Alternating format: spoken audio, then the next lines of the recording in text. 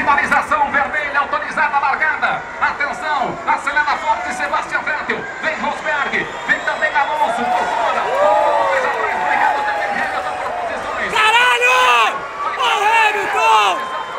Porra, Hamilton, caralho!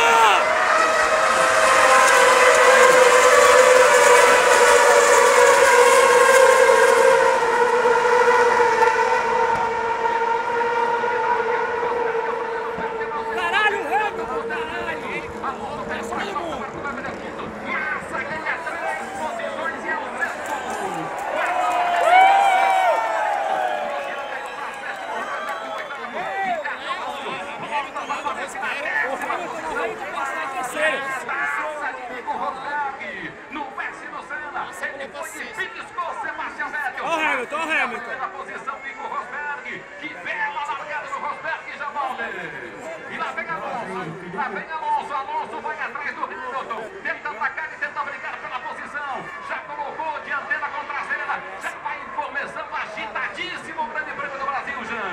O Felipe Massa também ótima largada, as duas Ferraris largaram bem, o Alonso perdeu agora a posição com o Hamilton, mas Felipe Massa de novo já está em sexto lugar, ótima largada. Olha o Vettel em cima. Vai passar em frente à cabine da Bandeirantes. Caralho!